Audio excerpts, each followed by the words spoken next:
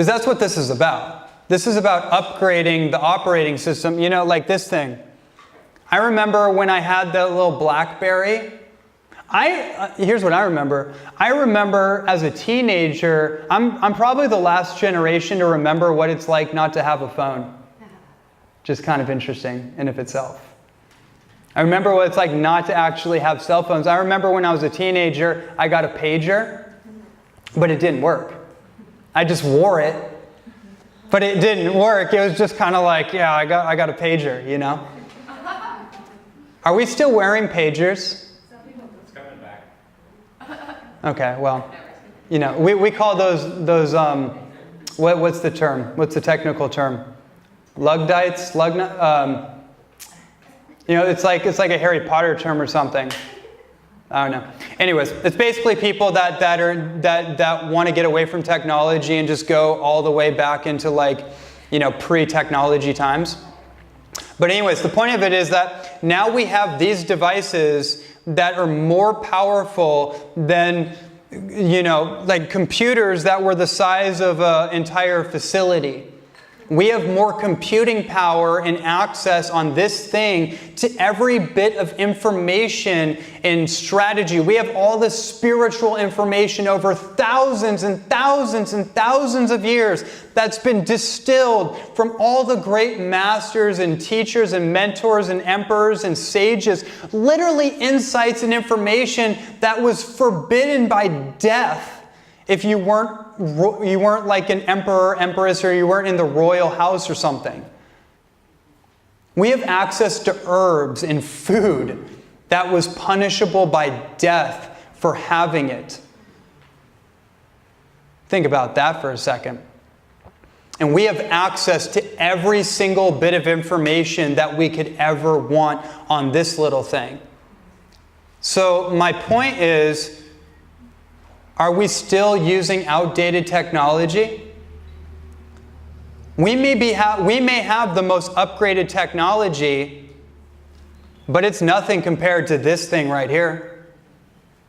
And what does this require to function? You need to plug it in. It needs a power source. It needs an electrical power source to power it on. And you need to upgrade the operating system from time to time, right? Otherwise, what happens?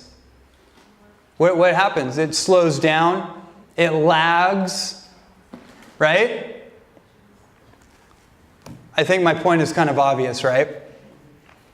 If you feel like you've been a little sluggish, if you feel like you're not operating as quick and succinctly as you can, you're not computing, you're not able to retain all the information available, you're not able to accelerate your learning potential, you're not able to heal as quickly as possible, then what I want to propose to you is that there is a way to upgrade the operating system. I mean, for goodness sake, you could take a book like this. It is possible to take a book like this and to develop the ability where you can go through this and actually retain every bit of information that's relevant to your experience right now and get exactly what you need to know in a very short amount of time if you have the operating system to do so, right? It doesn't have to take years and years and years, but you do have to be able to, but the system has to be running functionally, it has to be running optimally. So again, back to the point, when you start to distill a lot of this and you start to see the correlation and you start to look, okay, how can I upgrade my nutrition strategy? I'm used to eating whatever, standard American food. Okay, we upgraded that. Now we're on organic. Okay, awesome. Now we're getting into whole foods. Okay, awesome. Now we're getting into like more plant-based, more now we're going from like hybridized, genetically modified white potato to like sweet potato and Japanese potato and that kind of thing. I was like, okay, cool. Now I'm getting a really good like slow burning carbohydrate source. I feel better. My energy is more stable. Okay, awesome. How can I, and that's the game. How can I continually upgrade my strategy to the point where I actually need very, very little? And that's where some of us are at. To the point where food is actually more entertainment than it is like, than it is something that I need to do every day. Does that idea make sense? Basically what I'm proposing is that you actually don't need to eat every day.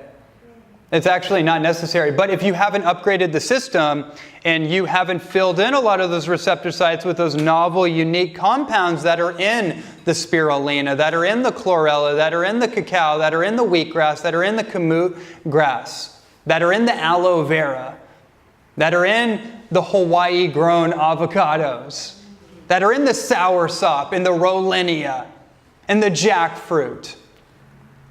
See, I'm going with this. In the spring water. And then take it to another level.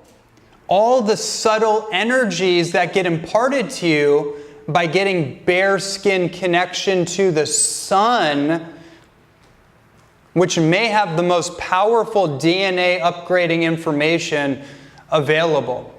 One thing I've learned about sun gazing and vitamin D production. By the way, vitamin D, just so we know, vitamin D is the most powerful hormone in the world. You want to balance your hormones? You need more vitamin D. And you also need cholesterol. Not cooked, oxidized, rancid cholesterol. Things like coconut oil.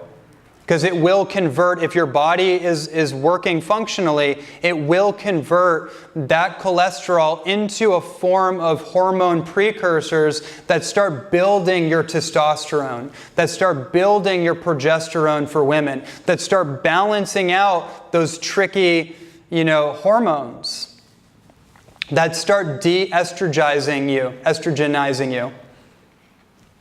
Right? And when you start doing that, when you're nutrified, when you get all this stuff in you and you get those colors into you, an interesting thing starts to happen.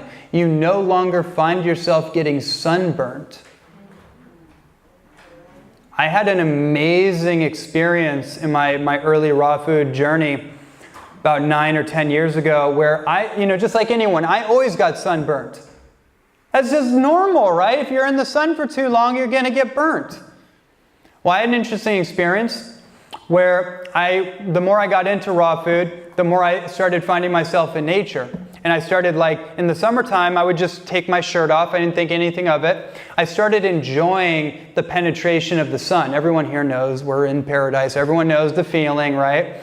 And I noticed I started caramelizing, but I didn't get burnt. And before then, I would just get burnt just like anyone else. I stopped getting burnt. And then, as I became conscious of this, when I was living on the Big Island of Hawaii, if you've been to the Big Island, you know they have the lava rocks. I would literally, it's scorching hot in the summer. I would just run experiments. I'd be like, how much can I push it? I want to know what's my threshold. So I would I would throw coconut oil on my body. I'd lather myself up in coconut oil. And then I would just run on the lava rocks shirtless for hours like a monkey. No joke. I would just run around for hours on the lava rocks. I'd get lost in the jungle. I'm hopping on trees. I'm falling in the mud and puddles, just like a wild human being. And then I'd come back and I'm dark, but I'm not getting burnt. I could not push it enough to actually get sunburnt. What time? What time of the day? Just all day long. This is the point I'm driving in. That it is possible to get your body chemistry in a place where you're self-protected.